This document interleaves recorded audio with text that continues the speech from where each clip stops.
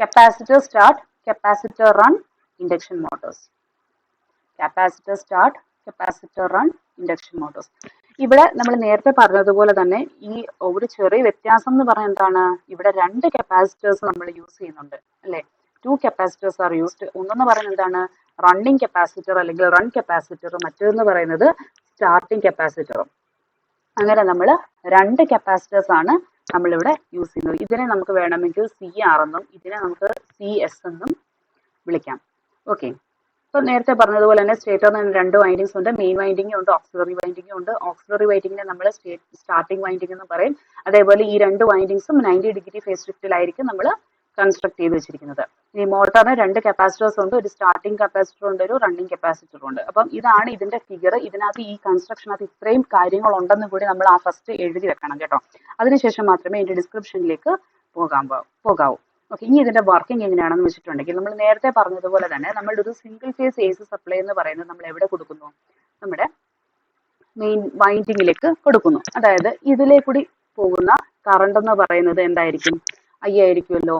ഇത് രണ്ടായിട്ട് സ്പ്ലിറ്റ് ചെയ്തിട്ട് മെയിൻ വൈൻഡിങ്ങിനകത്തൂടി പോകുന്ന കറണ്ട് IM, സ്റ്റാർട്ടിംഗ് വൈൻഡിങ് അല്ലെങ്കിൽ ഓക്സിലറി വൈൻഡിങ്, ഇതാണ് ഓക്സിലറി വൈൻഡിങ്. അതിനെ നമ്മൾ സ്റ്റാർട്ടിംഗ് വൈൻഡിങ് എന്ന് പറയും, ഓക്സിലറി വൈൻഡിങ്. ഓക്സിലറി വൈൻഡിങ്ങിൽ കൂടി പോകുന്ന കറണ്ടിനെ നമ്മൾ എന്തെന്ന് പറയുന്നു, IA എന്നും പറയുന്നു.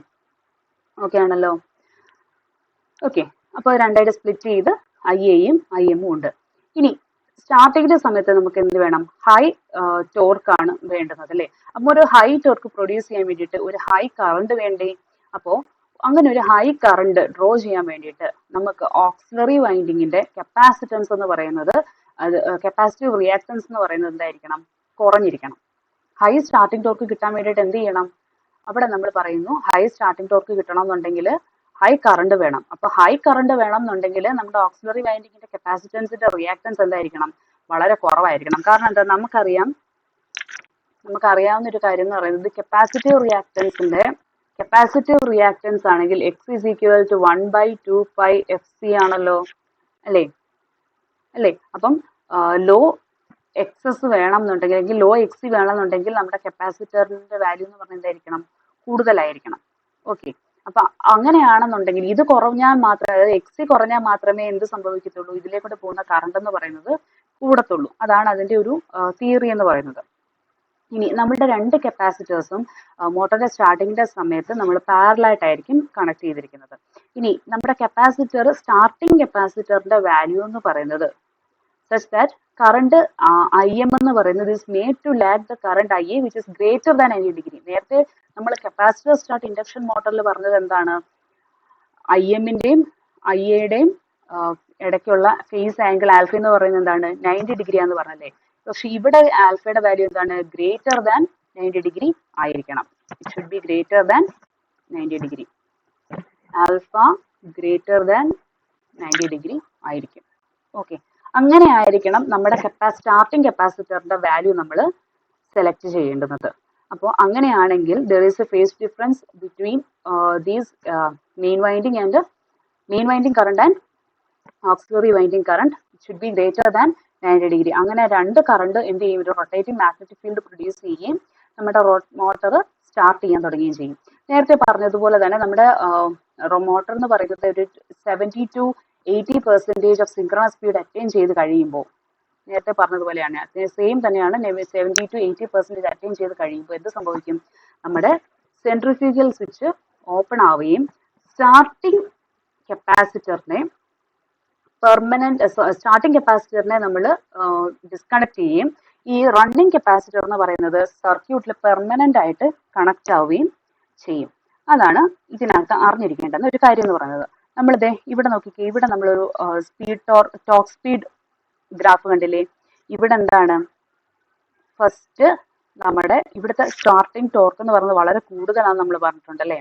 അപ്പോൾ രണ്ട് കപ്പാസിറ്ററും വർക്ക് ചെയ്യുന്ന സമയത്ത് ഇതിന്റെ സ്റ്റാർട്ടിംഗ് ടോർക്ക് എന്ന് പറയുന്നത് എന്തായിരിക്കും, വളരെ കൂടുതലായിരിക്കും അല്ലെ. ഏതാണ്ട് 200 നിന്ന് നമ്മൾ ഇതേ വന്നിട്ട് അതിന്റെ ഒരു സ്പീഡ് എന്ന് പറയുന്നത് 70 to 80% of the synchronous speed attain ചെയ്യുന്ന സമയത്ത് എന്ത് സംഭവിക്കുന്നു, അവിടെ നമ്മുടെ സെൻട്രിഫ്യൂഗൽ സ്വിച്ച് ഓപ്പൺ ആവുന്നു. സെൻട്രിഫ്യൂഗൽ സ്വിച്ച് ഓപ്പൺ ആയതിനു ശേഷം പിന്നീട് പിന്നെ എന്തേ ഉള്ളൂ, നമുക്ക് നമ്മുടെ റണ്ണിങ് കപ്പാസിറ്ററും മെയിനും മാത്രമേ ഉള്ളല്ലേ. ഇത് ഇത്രയും ഭാഗങ്ങളാണ് ഡിസ്കണക്ട് ആയി പോകുന്നത്. ഇത്രയും ഭാഗങ്ങൾ ഡിസ്കണക്ട് ആയി പോകും. പിന്നെ എന്ത് ചെയ്യും?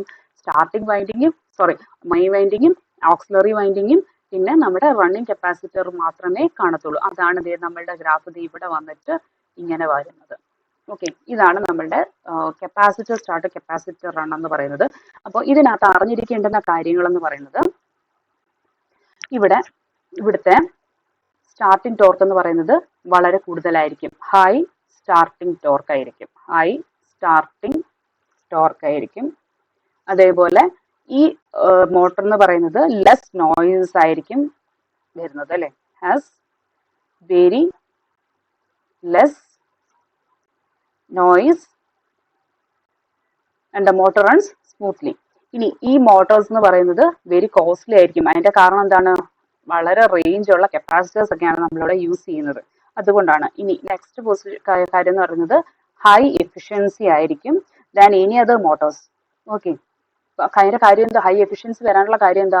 ഇത് റൺ ചെയ്യുന്ന സമയത്ത് മെയിൻ വൈൻഡിങ്ങും ഓക്സിലറി വൈൻഡിങ്ങും അതേപോലെ റണ്ണിങ് കപ്പാസിറ്ററും ഒരുമിച്ചാണ് ആക്ട് ചെയ്യുന്നത്. അതുകൊണ്ടാണ് ഇതിന്റെ എഫിഷ്യൻസി കൂടുതലായിരിക്കുന്നത്.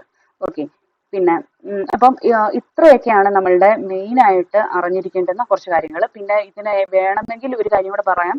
നമ്മുടെ സ്റ്റാർട്ടിംഗ് കപ്പാസിറ്റർ CS എന്ന് പറയുന്നത് ഇലക്ട്രോളിറ്റിക് ടൈപ്പ് ആയിരിക്കും. ഇലക്ട്രോളിറ്റിക് ടൈപ്പ് ഓഫ് കൺസ്ട്രക്ഷൻ ആയിരിക്കും.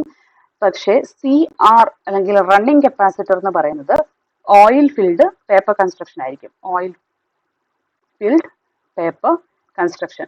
ഇനി ഇതിന്റെ ഒരു ആപ്ലിക്കേഷൻസ് എവിടെയൊക്കെയാണ് നമ്മൾ ഈ capacitor start capacitor run Motors use ചെയ്യുന്നത് എന്നുള്ളത്. ഇതെന്ന് പറയുന്നത് suitable for high torque applications.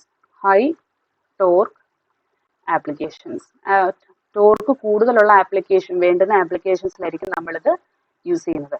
മെയിനായിട്ട് യൂസ് ചെയ്യുന്ന സ്ഥലങ്ങളെന്ന് പറയുന്നത് പമ്പ്സിൽ, അതായത് ഹൈ റേറ്റിംഗ് ഉള്ള പമ്പ്സിൽ, റെഫ്രിജറേറ്റേഴ്സിൽ, അതേപോലെ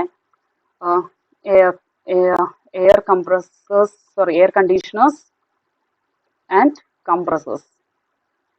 ഇത്രയും ഭാഗങ്ങളിലായിരിക്കും നമ്മൾ കൂടുതലും ഈ capacitor start capacitor run induction Motors use ചെയ്യുന്നത്.